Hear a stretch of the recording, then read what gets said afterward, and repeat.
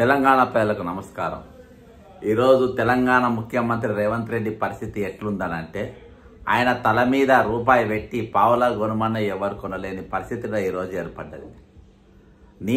నిధులు సమకూర్చుకునే బదులు ఈరోజు అన్ని అమ్ముకొని నిధులు సమకూర్చుకోవాలని చేసే ప్రయత్నం తెలంగాణ ఏర్పడ్డ నాటి నుండి నేటి వరకు జరుగుతూనే ఉంది. వరంగల్ సెంట్రల్ జైలుకి వెళ్ళి కుదబెట్టుడు, ట్రాన్స్ఫార్మర్లు, పోలీస్ జీబులు, పోలీస్ వ్యాన్లు గత ప్రభుత్వం కుదబెట్టుకుంది. అనేకమైన ప్లాట్లు, జాగాలు ఆక్షన్లో పెట్టి వాళ్ళు కూడా అమ్మిండ్రు. దాదాపు కొన్ని లక్షల కోట్ల రూపాయలు ఈరోజు అప్పు తెచ్చి తెలంగాణ ప్రజల మీద భారం వేసిండ్రు. మార్పు మొదలైంది. కాంగ్రెస్ పార్టీ రేవంత్ రెడ్డి ముఖ్యమంత్రి అయినాక మార్పు మొదలైంది. మార్పు వచ్చింది. మార్పు రావాలంటే రేవంత్ రెడ్డి రావాలి అనే ఉద్దేశంతో ఈరోజు తెలంగాణ ప్రభుత్వం కాంగ్రెస్ పార్టీ అధికారంకి వచ్చిన తర్వాత రేవంత్ రెడ్డి గారు ఏకంగా ఈరోజు అప్పులు తీయడానికి ఎన్నో ప్రయత్నాలు చేసినా కానీ ఈరోజు ఒక దిక్కు దానికోసం ఏకంగా చీఫ్ సెక్రటరీ రామకృష్ణారావు, గతంలో ఆయన స్పెషలిస్ట్ ఉండే ఫైనాన్స్ సెక్రటరీగా అప్పులు తేవడంలో, తెలంగాణ అమ్మడంలో, తెలంగాణ ఏవైతే హిస్టారికల్ ప్లేసెస్ ఉన్నాయో వాటిని కుదబెట్టడంలో ఆయన సిద్ధహస్తుడు. ఆయన ఏకంగా చీఫ్ సెక్రటరీగా తెచ్చుకున్న ఈరోజు పరిస్థితి ఎట్లయిందనంటే, మరి మొన్నటి దినాన తెలంగాణలో హెచ్ఎండిఏ 500 కోట్ల రూపాయలు సమకూర్చుకోవాలని 93 ప్లాట్లు వేలానికి పెట్టింది HMDA. Hyderabad metro development authority వాళ్ళు 93 ప్లాట్లు ఎక్కడెక్కడ తుర్కెంజియాల్, బాచ్పల్లి, రంగారెడ్డి జిల్లాలో ఇంకా కొన్ని ప్రాంతాలు, మేడ్చల్ మల్కాజిగిరి జిల్లాలో ఇవన్నిట్లలో కలిసి ఈ ఆక్షన్ ద్వారా దాదాపు 3 రోజులకెళ్ళి దుకాణం నడిపిస్తున్నారు. ఇక హెచ్ఎండిఏ ఎట్లనే చేసి 500 కోట్లు, అంటే హెచ్ఎండి అంటే ఇప్పుడు డైరెక్టర్ రేవంత్ రెడ్డి గారి కిందనే అది ఉన్నది, ఎట్లనే చేసి 500 కోట్ల గుంజాలనే ఉద్దేశంతో మరి 12 ప్లాట్లకు తుర్కెంజియాలో ఉన్నటువంటి 12 ప్లాట్లకు 65,500 ఒక స్క్వేర్ యార్డ్కు పెట్టిండ్రు. ఇంకొక జాగాలనేమో 1,15,000 గజం చొప్పున పెట్టిండ్రు. ఇక 10 ప్లాట్లకు టోటల్గా రిజర్వ్ ప్రైస్ వచ్చేసి 65,000 పెట్టిండ్రు. ఇందులో ఒక రెండు ప్లాట్లు అమ్ముడిపోయినాయి. ఇక బాచ్పల్లి 70 ప్లాట్లు పెట్టిండ్రు. బేస్తవారం రోజు 70,000 గజం చొప్పున ఒక ప్లాట్ కూడా అక్కడ అమ్ముడు వాళ్ళ 70,000 పెట్టినా కానీ. శుక్రవారం రోజు అక్కడ బైరాగిగూడ, కోకాపేట, చందానగర్, ఉప్పాలగూడ, బాచ్పల్లి, బౌరంపేట, చెంగిచెర్ల, సూరారం ఒక ప్లాట్ అమ్ముడుపోయింది. అంటే తుర్కయంజియాల 2 ప్లాట్లు, ఇక్కడ ఇవన్నీ ఏరియాలు కలిపి ఒక ప్లాట్ అమ్ముడుపోయింది. అది స్క్వేర్ యార్డ్కు 1,20,000 బేసిక్ ప్రైస్ పెడితే 1,22,000 1.22,000 అంటే 1,22,000 గజం చొప్పున పోయింది. ఇక వీళ్ళు ఫిక్స్ చేసిన రేట్ ధరలు 35,000 వెళ్ళి 1.75 లక్షలకు స్క్వేర్ మీటర్గా వీళ్ళు ధర నిర్ధారణ చేసిండ్రు.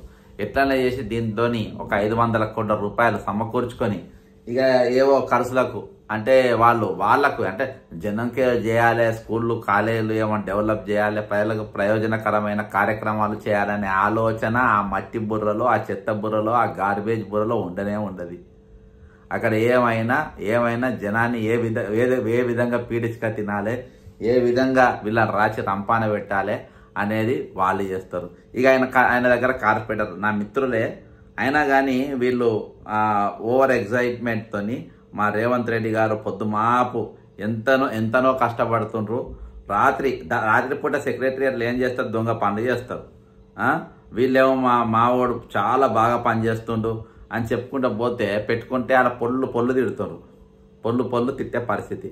ఇక వాళ్ళు చూడు, కార్పొరేటర్లు రాత్రి 8 గంటలకు సెక్రటరియట్ పోయింది. సెక్రటరియట్ మొత్తం ఫుల్గా ఉందంట. పగలేమో ఎవరికి అపాయింట్మెంట్ ఇవ్వడు. ప్రజాప్రభుత్వం అంటది. ప్రజాప్రభుత్వం అంటే ఎవరు? ప్రజలకు నిత్యము అందుబాటులో ఉండే నాయకులను ప్రజాప్రభుత్వం అంటారు.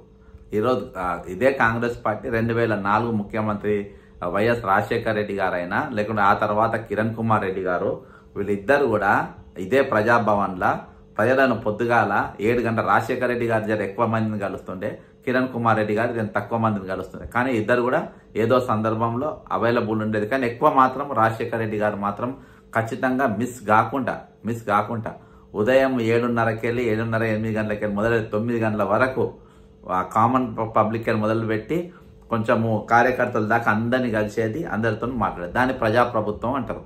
ఇక్కడ కేసీఆర్ గారు కంచె వేసిండ్రు, కంచి కూడా బీకిండ్రు, వాడ పటాకులు కాల్చిండ్రు, బాంబులు కాల్చిండ్రు. ఇక ఈ ప్రజాప్రభుత్వం వచ్చిందే అని చెప్పిండ్రు. కోదండరాం పోయి ఇంకా పెద్ద బాంబులు కాల్చిండ్రు, సెక్రటరియట్ గారు కేకులు కోసిండ్రు.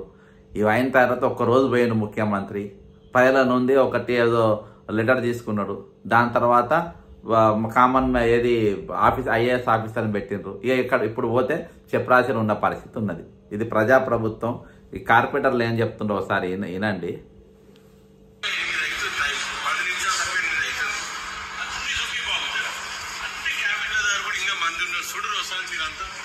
మంది ఎంతసేపటి నుంచి ఉన్నారు. ప్రతి క్యాబిన్ దగ్గర కూడా, ప్రతి మినిస్టర్ దగ్గర, ఆఫీసర్ల దగ్గర 8 అవుతుంటే కూడా ఆఫీసర్లు పనిచేస్తున్నారు. అంటే మీకు ఒకసారి అర్థం చేసుకోండి, ప్రజాపాలన అంటే ఏంది మీకు అర్థం కావాలి. ఇప్పుడు మేము కూడా పని మీద వచ్చినాం. మేము పొద్దున ఇప్పుడు వేములరేంద్ర రెడ్డి గారు ఆఫీస్కి వచ్చినాం. 8 అయితే ఇంకా కూడా తను అందుబాటులో ఉన్నాడు. కమిషన్ల కోసం ఇక్కడ తన నుంచి పనులన్నీ చేస్తున్నాడు. ఒకసారి మీరు అర్థం చేసుకోండి, ప్రజాపాలన అంటే ఈ విధంగా ఉంటుంది. ఇగో ఇట్లా ఉందని వాళ్ళు చెప్తారు. వీళ్ళేమో ఆయన కార్పొరేటర్లేమో ఇట్లా చెప్పుక తిరుగుతారు. ఒరిజినల్గా ఆయనని ఈరోజు తెలంగాణ పై నమ్మే పరిస్థితి లేదు. ఇవాళ వీళ్ళ దగ్గర కొంటే అమ్ముడు పోయే పరిస్థితి ఉన్నది. ఈరోజు వీళ్ళ దగ్గర కొంటే తిరిగి మళ్ళా వెనక హైదరాబాద్ వచ్చి అక్రమాన్ని కూలగొట్టే పరిస్థితి ఉన్నది. కాబట్టి ఈరోజు వీళ్ళు అమ్ముడు పెట్టినా కానీ కుదబెట్టినా కానీ ఈరోజు తెలంగాణను ఏది చేసినా కానీ ఈరోజు ఎవరు రూపాయి ఇచ్చే పరిస్థితి లేరు.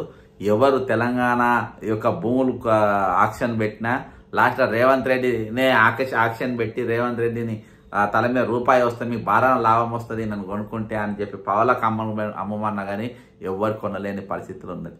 అంత దరిద్రంగా ఈరోజు తెలంగాణ ప్రభుత్వం ఉంది. తెలంగాణ నాయకులు ఉన్నారు, తెలంగాణ ముఖ్యమంత్రులు ఉన్నారు, తెలంగాణ మంత్రులు ఉన్నారు.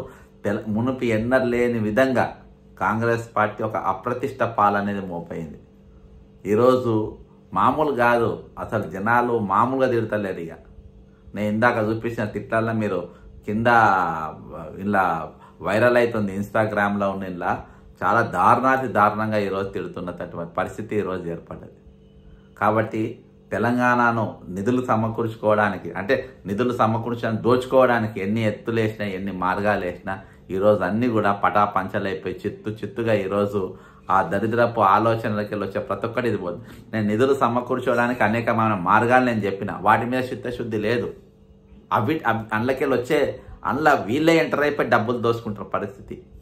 ఫర్ ఎగ్జాంపుల్ అదే హెచ్ఎండిఏకి వెళ్ళి అడ్వర్టైజ్మెంట్కి వెళ్ళి మీకు ఎంత రాబడి వస్తుంది? రేవంత్ రెడ్డి గారు దీనిపైన మీరు వైట్ పేపర్ రిలీజ్ చేయండి. ఎంత రాబడి వస్తుంది, ఎంత ఎవరెవరు ఏజెన్సీలు ఎవరు చేస్తున్నారు? నేను చెప్పినా కదా అనేక మార్లు, నేను చెప్పినా కదా, మీరు చెప్పండి. ఇప్పుడు నవజీవన్ అంటోడే, నవనిర్మాణ్ అంటోడే, వాడు నవనిర్మాణ్ అంటోడు ఎన్ని పైసలు ఇస్తుండే హెచ్ఎండిఏకి? జిహెచ్ఎంసీకి ఎన్ని పైసలు కడుతుండు నవనిర్మాణ్ వాడు?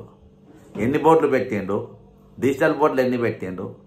ఇవన్నీ ప్రభుత్వానికి వచ్చే ఆదాయం, హెచ్ఎండిఏకి వచ్చే ఆదాయం, జిహెచ్ఎంసీకి వచ్చే ఆదాయం మీరు గండి కొడుతుండ్రు కదా, కొడుతుండ్రా లేదా? నంబర్ 1. ఆర్ఎన్బికి వచ్చే ఆదాయం కూడా గండి కొడుతుండ్రు కదా వీళ్ళు. 210 అడ్వర్టైజ్మెంట్ కంపెనీలు ఉంటే ఈరోజు కేవలం 4 కంపెనీలకే ఇచ్చిండ్రు. గత ప్రభుత్వం 4 కంపెనీలకే ఇచ్చుకుండ్రు వాళ్ళ కంపెనీలకు. అక్కడ జిహెచ్ఎంసీకి హెచ్ఎండిఏకి బొక్క. ఇప్పుడు ఇంకా భారీ ఎత్తున ఇంకా జిహెచ్ఎంసీ బొక్క, భారీ ఎత్తున ఇంకా ఎక్కువ బోర్డులు ప్లస్ ఎక్కువ రాబడి ప్రభుత్వానికి మాత్రం నిల్. అందులో 100-500 కోట్ల కోసం ప్లాట్లు అమ్మే అవసరం లేదు. ఒట్టి అడ్వర్టైజ్మెంట్కి వెళ్ళి 1000 కోట్ల రూపాయలు గుంజవచ్చు. అర్థమైందా? అది పక్కన పడేసినాం. హైదరాబాద్ రింగ్ రోడ్డు కేసీఆర్ అక్కడ బీఆర్ఎల్ కంపెనీ దేనికి మహారాష్ట్ర కంపెనీకి ఇచ్చిండు. అది నువ్వు క్యాన్సిల్ చేసి నువ్వేం తీసుకుంటలేవు? హెచ్ఎండిఏకు దాని మీద రోజు 5-6 కోట్ల లాభం ఉంటాయి కదా. పండుగల సీజన్ ఇంకా బండ్లు పెరిగినాయి, రేట్లు పెరిగినాయి. రోజు మినిమం 5 కోట్ల రూపాయలు ఉంటాయి. అవన్నీ ప్రభుత్వంకి ఆదాయం కదా, దానికి ప్లాట్లు అమ్ముకోవాల్సిన అవసరం ఏముంది? నిధులు సమకూర్చుకోవడానికి అనేకమైన వెసులుబాటులు ఉన్నాయి. ఈరోజు ప్రభుత్వం ఎగ్జిబిషన్ సొసైటీ భూములు ఎవరి అవి? కంప్లీట్ ప్రభుత్వాన్ని, ఆర్ఎన్బి అవి. వాళ్ళేమో కిరాయిలకు ఇచ్చుకొని డబ్బులు సంపాదించుకుంటారు. మీరు వాళ్ళ దగ్గర నుంచి లీజ్ పైసలు కూడా తీసుకోరు. పీపీపీ ప్రాజెక్ట్స్ ఈ విధంగా నేను చాలా చెప్పగలుగుతా.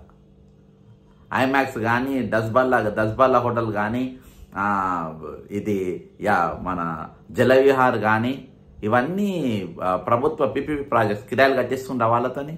ఇవన్నీ ప్రభుత్వానికి ఆదాయాలే. కాబట్టి ఇవన్నీ గుండుసున్నా పెట్టి ప్రభుత్వ జాగాలు అమ్ముకోనికి తెగబడ్డారు. అయినా ప్రజలు మిమ్మల్ని కొంటలేరు.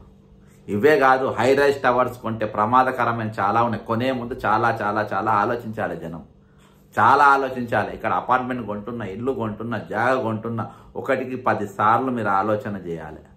ఎవడన్నా పేదోళ్ళకి కబ్జా చేసిన భూములు కూడా కొనకండి మీరు. కబ్జా చేసిన భూములు, అక్రమ చెరువులలో కట్టే భూములు, ఎవరైనా గుంజుకొని కట్టే భూములు, ఈరోజు హై రైజ్ టవర్స్, దానివల్ల లాభ నష్టాలు, ఈ మొత్తం కోర్స్ లంచాలు, బ్లాక్ మనీ ఉన్న అయితే మనం ఆపలేము. కష్టపడ్డోళ్ళ గురించి నేను చెప్తున్నా. ఏది ఏమైనప్పటికీ ఈరోజు తెలంగాణ ముఖ్యమంత్రిని ఎవరు నమ్ముతలేరు, తెలంగాణ ప్రజలు అస్సలు నమ్ముతలేరు. 500 కోట్ల రూపాయలు సమకూర్చుకోవడానికి 93 ప్లాట్లు అమ్మకాన్ని పెడితే కేవలం 3 అమ్ముడు పోయినాయి 3 రోజులలో. ఇది ముఖ్యమంత్రికి ఉన్న క్రెడిబిలిటీ, ఇది ముఖ్యమంత్రి మీద ఉన్న నమ్మకం, తెలంగాణ ప్రజలకు విశ్వాసం. కాబట్టి నేను మాటికి చెప్పా, క్రెడిబిలిటీ లేని, అకౌంటబిలిటీ లేని, రెస్పాన్సిబిలిటీ లేని ముఖ్యమంత్రి ఎట్లుంటాడో ఈరోజు కళ్ళారా చూస్తున్నాం. జై తెలంగాణ, అమరవీరులకు జోహార్.